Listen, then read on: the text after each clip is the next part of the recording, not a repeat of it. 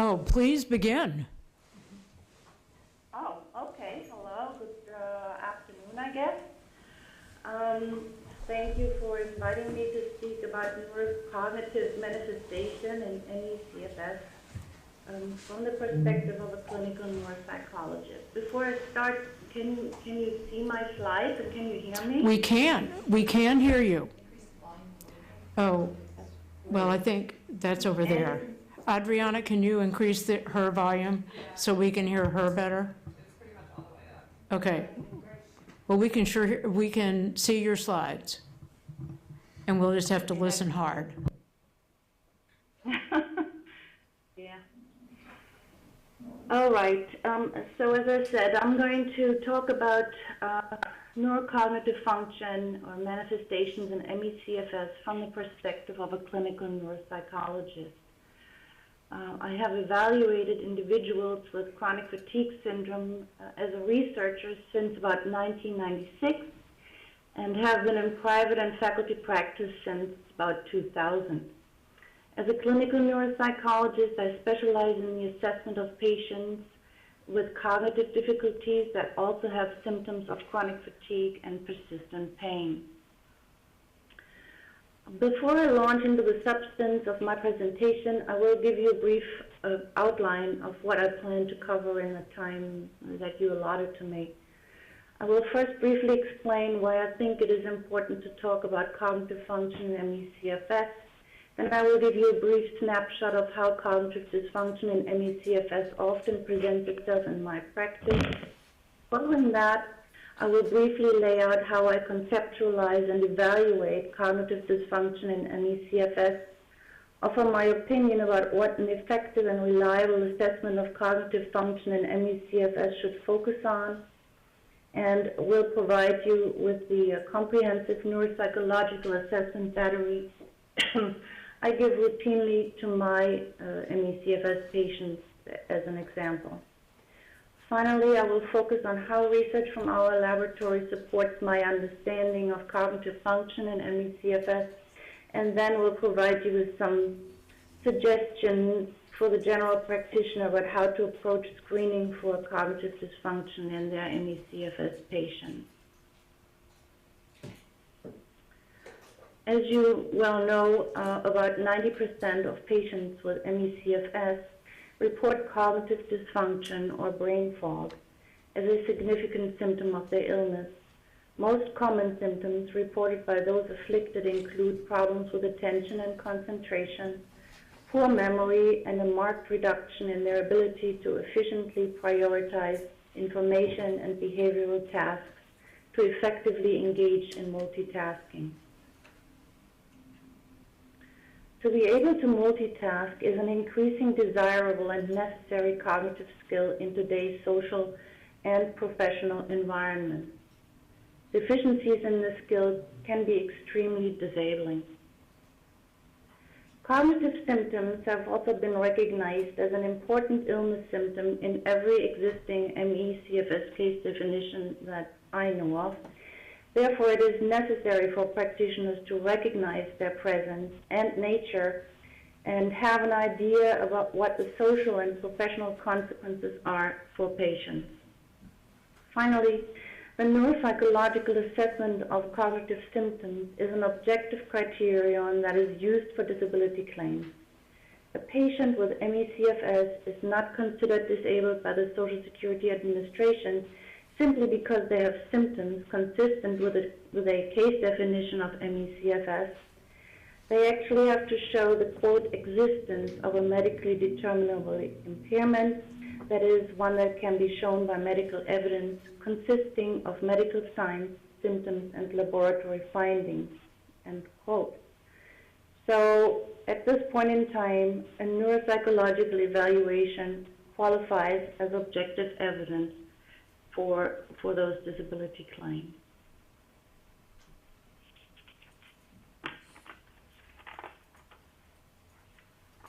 ME/CFS, including the cognitive symptoms of the illness, can affect men and women, mostly of middle age, but also in childhood. It cuts across race, social, and professional strata. Patients presenting to my practice for neuropsychological testing often say that they feel they are losing their minds, that they feel like they have the brain of an aged person in a young body, and more generally, that they feel that they have become stupid. Many patients are concerned that they are dementing, permanently losing their intellectual capacity, which thankfully is most commonly not the case. These descriptions of how a patient experiences a cognitive ability can sound rather dramatic and over the top, if you will, when told to a healthcare provider who is most likely faced by a patient making these assertions, but the patient seems to be able to think just fine and thinks quite reasonably and clearly and does not have an obvious cause for these perceived severe decrements in cognitive ability, such as perhaps cancer or dementia. So who are some typical individuals that have reported these perceptions? I would like to share with the committee two fairly typical cases that were referred to me for neuropsychological assessment by a neurologist and an internist, respectively. Let's first talk about Pam, a 38-year-old wife and mother of 5 and 8-year-old girls who used to be a marketing executive for a large advertising agency. In her spare time, she enjoyed spending time with her husband and kids at soccer and softball practice. She also loved to cook. Pam came down with the flu about 12 months before I saw her and never fully recovered. First, she gave up participating in family events and curtailing social engagements to sleep and rest on the weekend to be ready for work on Mondays. However, at work, she experienced significant difficulties preparing and giving presentations, a skill she was well known for.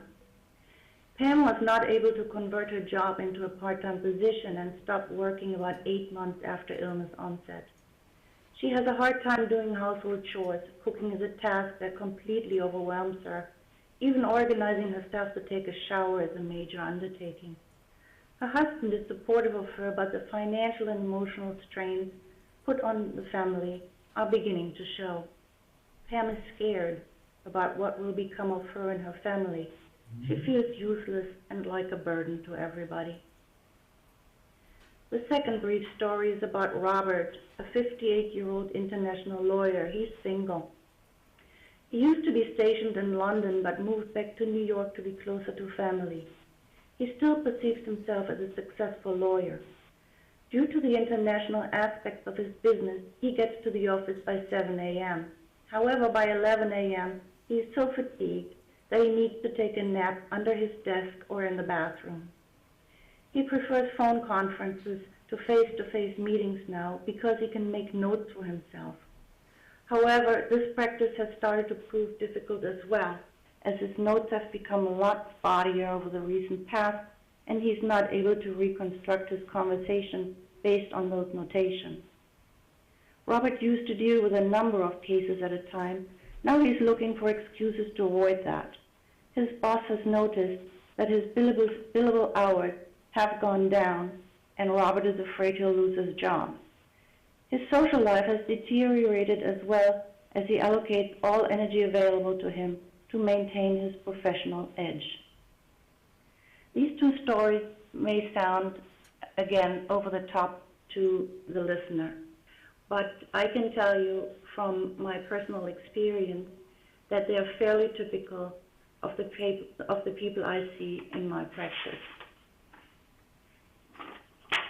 When I think about cognitive dysfunction in ME/CFS, it helps me to conceptualize it as an example of an insult to the brain that was brought on or acquired by events during an individual's lifetime, not as a condition that has arisen genetically or congenitally. Acquired insults to the brain can include focal injuries such as stroke and brain tumors, as well as events that affect the brain in a more diffuse fashion, such as infections, environmental toxicants, substance abuse, and even hepatitis. Acquired brain dysfunction can result in temporary but also permanent chronic changes that affect cognition, as well as physical and emotional function. I view the presence of ME/CFS as an insult to the central nervous system with chronic cognitive sequelae. Just as physical signs, such as a heart murmur, can vary in severity, cognitive dysfunction can range in severity from mild, also called subtle, to severe, and can be either stable or progressive. Here are some examples. An example for a severe progressive situation would be some type of dementia, where overall intellectual ability deteriorates over time in concert with memory function. We would expect to see quite a number of absolute impairments in such a profile. An example for a moderate stable situation that might even be remediable could be aphasia, which is the ability to speak and to understand words after a left-sided stroke. Finally, an example for mild or subtle cognitive difficulties could be mild traumatic brain injury suffered because of a motor vehicle accident, or perhaps by exposure to environmental toxins or by infection. A mild profile is generally characterized by few, if any, absolute impairments in cognition. Severity in cognitive dysfunction can be determined in two ways. First, subjectively based on the patient's or family's perception of the degree of loss of cognitive function. As I already illustrated, the majority of patients I see in my practice perceive the cognitive dysfunction they experience as a loss of often catastrophic proportions. Second, objectively, where cognitive function is documented as a result of a comprehensive neuropsychological assessment conducted by an examiner knowledgeable about ME/CFS cognitive presentation that is based on the large body of literature out there and that I'm sure you have reviewed. Once the assessment is completed, observed test scores are statistically compared with sets of standardized norms that should exist for any test measure given. When the examiner interprets the test performance, behavioral observations, as well as a patient's experience during testing, should also be taken into consideration. An effective neuropsychological battery does not consist of only one test, but several hopefully standardized and norm tests and subtests that either support or reject a hypothesis that is formed based on the practitioner's knowledge of expected cognitive problems associated with a particular illness his patient presents with, in my case, or in other people's case, hopefully ME/CFS. The battery for ME/CFS patients has to include tasks that challenge complex information processing and multitasking, as well as tasks that show preserved cognitive ability, such as a person's ability to remember well-learned information or word knowledge, language ability, and basic visual, spatial, and motor skills. Of course, mood, anxiety, and effort have to be evaluated as well to complete a valid interpretation of the results obtained. A good place to start a cognitive evaluation and, by extension, hypothesis testing is to obtain a profile of intellectual function provided by the Wechsler Adult Intelligence Scale 4. Administration of the WAIS-4 takes about 2 hours. On this slide, you see data that I requested for 2 cases that were referred to me, and I requested the scores on the WAIS-4 from examiners that had already evaluated these 2 cases. I rescored it and I present it here. Both cases are in their early 50s. They have a similar level of education. Both happen to be working in the financial industry, in different aspects of the financial industry, but both in fairly responsible positions. And when I gave them a premorbid test of premorbid function, they both scored in the high average range of estimated overall intellectual function. So let me walk you through this slide because it's a little complicated. But the major point I want to make here is that interpretation of a person's waist profile really depends on what you look at. Mm-hmm. So like a car, the brain has to work in concert. Different components of the brain have to work in concert.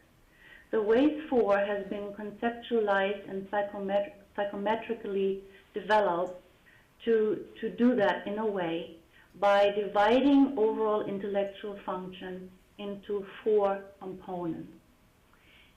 The 4 components you see up on top here, I know it's small print, but I'll tell you what they are.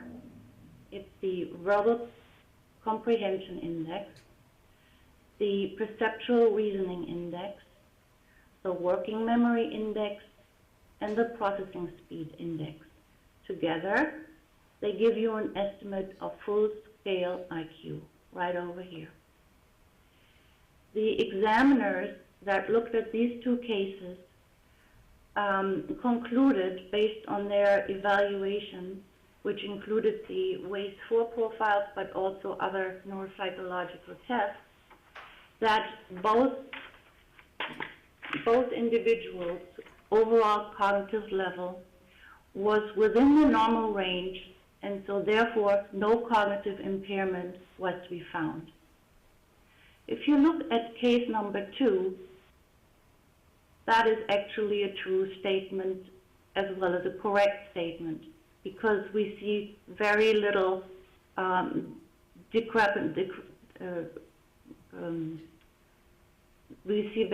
departure of observed scores, which are in the solid line, from the expected scores, which are in the hashed line.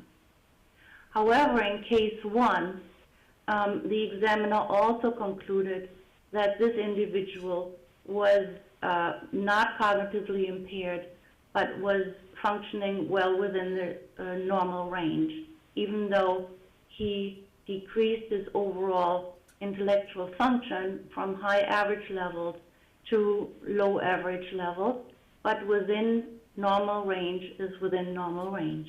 So while this is a true statement, it is not a correct statement if we look at the way that the slope of these 4 components is deviating from what we expect the person to do.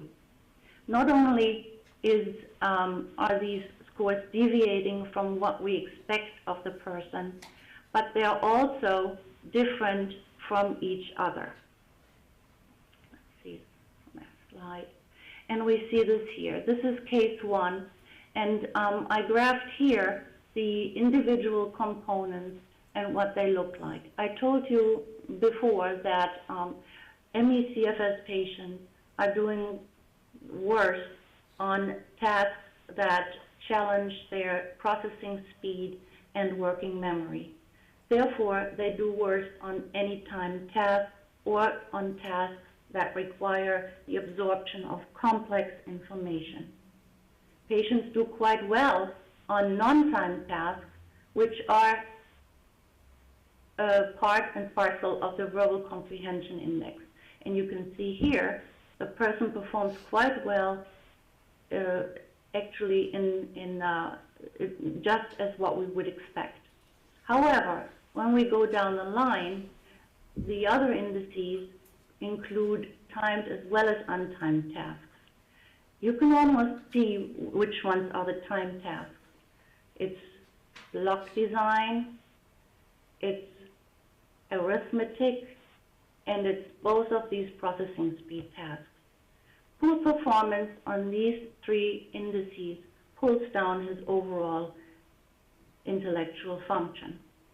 And if you direct your attention to the discrepancy analysis at the bottom of the slide, you can see that the WAIS-4 program really nicely shows us what the differences are, what is expected, and based on an overall sample with the same ability as this individual is predicted to have shows us that this individual performs very, very poorly compared to other individuals with the same estimated overall intellectual function. As a matter of fact, when we compare the verbal comprehension index with the working memory index, this individual performs the same or worse than 0.5% of the normative sample.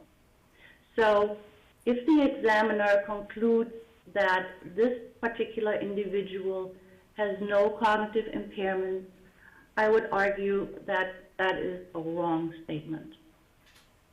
Here we have case 2, which is less clear-cut. We need to look at the other neuropsychological test scores to see what the story is. But what I really did here is present you cases at polar opposites of the spectrum. Normally, what we see in ME/CFS are patients that do have a downward slope when you look at the WAIS-4 profile, but perhaps not as steep as case 1.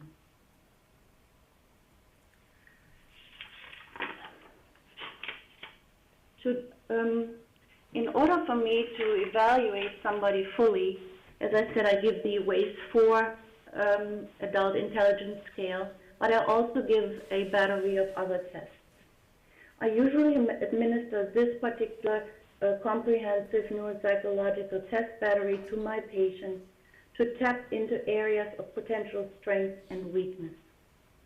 Areas of cognition that are most likely not affected in ME/CFS include reasoning, abstract thinking, and visual perceptual function. And that is the reason why some patients have such a hard time to make providers believe that they have a cognitive problem, because they can reason and they can think abstractly and they have a good word knowledge. But when time pressure is applied, some of these things go out the window. Motor function is often affected in patients who have a comorbid pain condition such as fibromyalgia. The measures I circled in red here are the ones I usually find abnormalities on. And with some of the measures, such as the California Verbal Learning Test, the abnormalities are not in the memory score. The abnormalities one should look for are in the learning scores, in the learning strategy scores, and I'll get into that a little later. So finally, where can we expect deficits on neuropsychological exam in patients with ME/CFS? Relative impairments, by that I mean relative to overall intellectual ability, we find in attention, concentration, processing speed, and working memory, and they're almost always present. Difficulties in these cognitive realms often lead to downstream problems that are perceived as memory problems. So when your patients say, I have a memory problem, it may not be a frank memory problem, but it may rather be an attention, concentration, or even a learning strategy problem.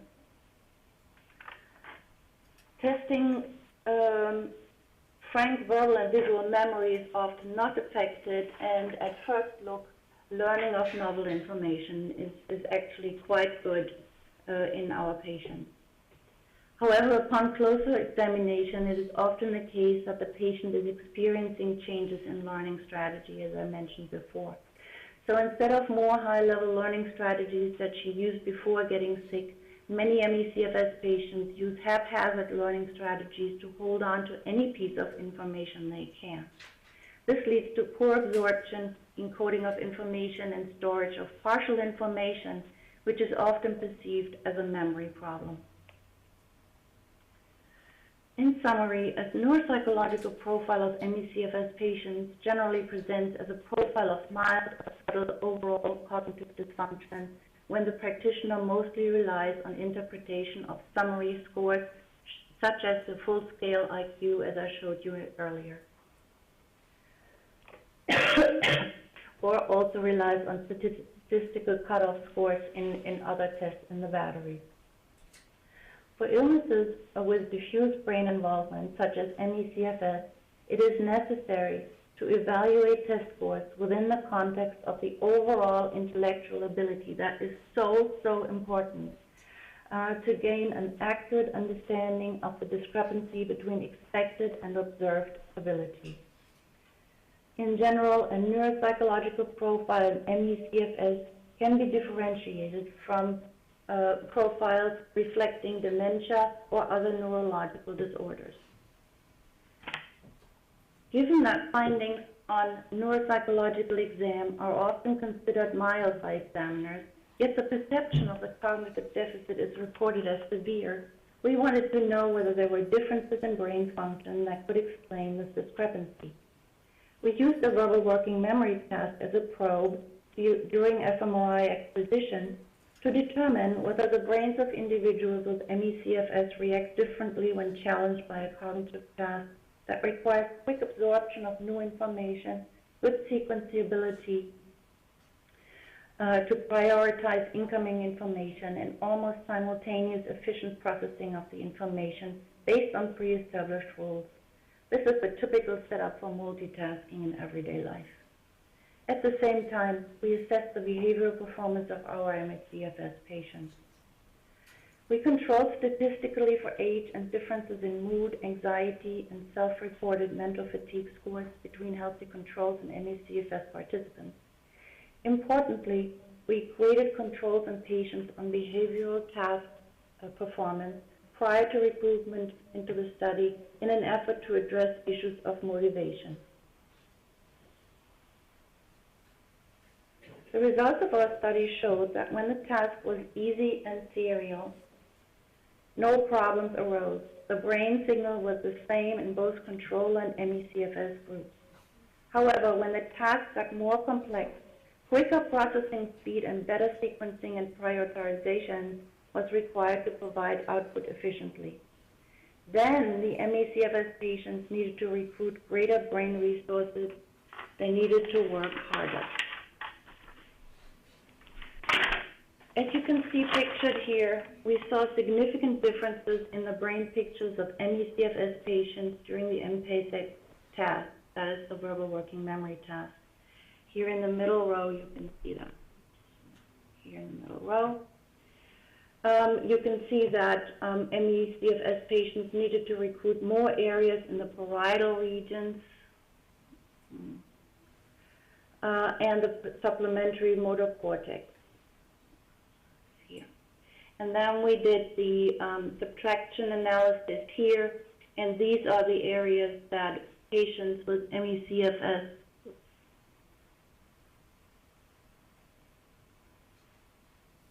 and ME/CFS need to engage in addition to those that controls engage.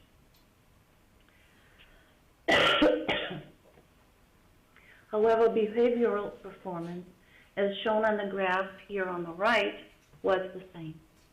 We concluded that ME/CFS patients had to engage more brain regions to complete the complex verbal working memory task at the same level as controls.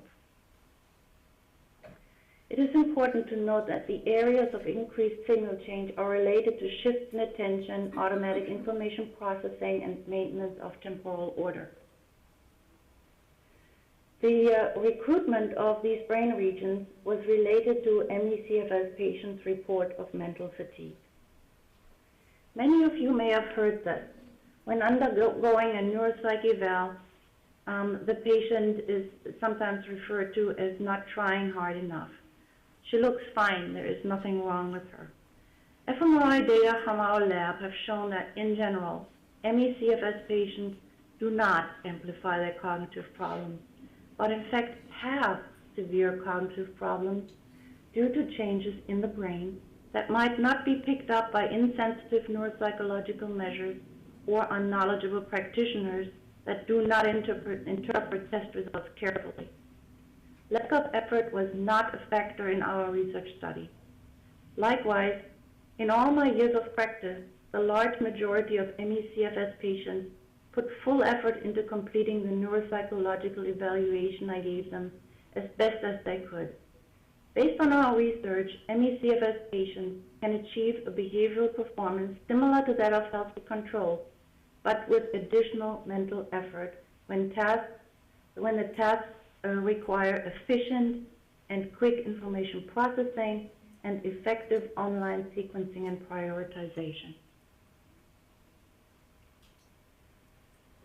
Why is lack of speed of processing and ability to keep information online so noticeable to many people? Because quick processing speed and smooth prioritization and sequencing ability give an individual the edge. It makes you special, it makes you faster, it makes you more efficient, it makes you work smoother.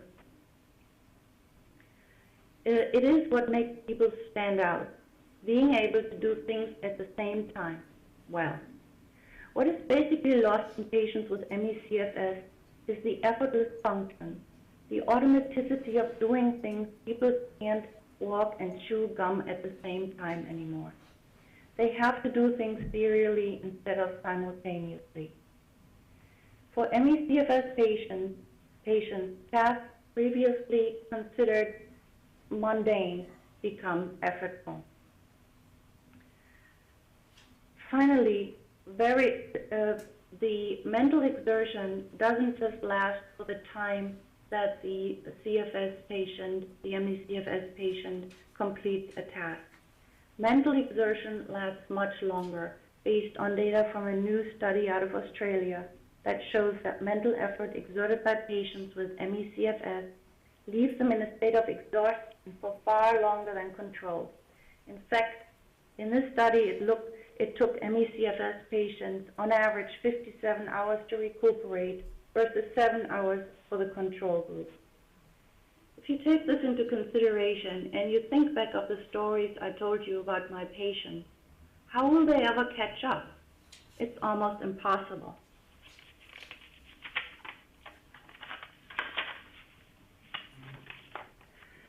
So what is a general practitioner to do when she wants to screen for presence and possibly severity of cognitive dysfunction in patients with ME/CFS?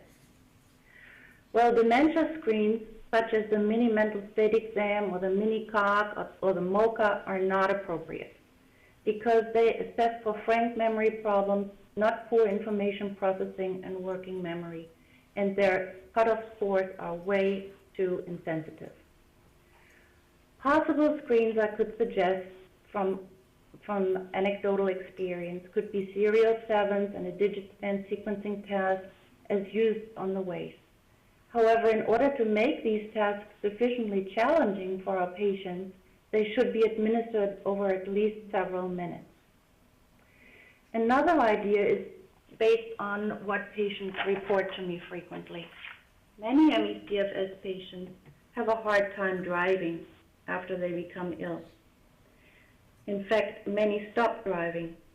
Why? Because they are not able to sufficiently incorporate directions or handle the challenges of a car with all the electronics in it automatically anymore.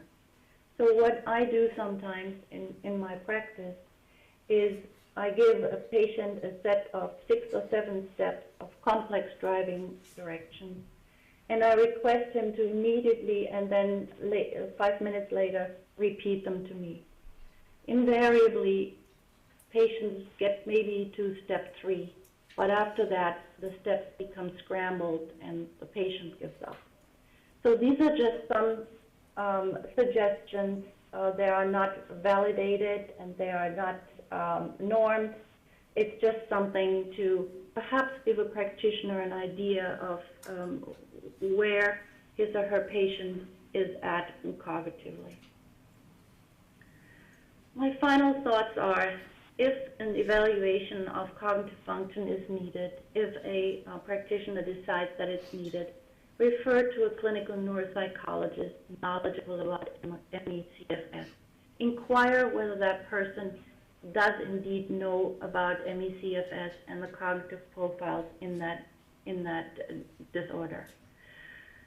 There really is much more work needed to familiarize neuropsychologists with ME/CFS, to provide valid and reliable neuropsychological assessments for our patients, and to avoid incorrect interpretations of data that really points to severe deficits in cognition in some of our patients.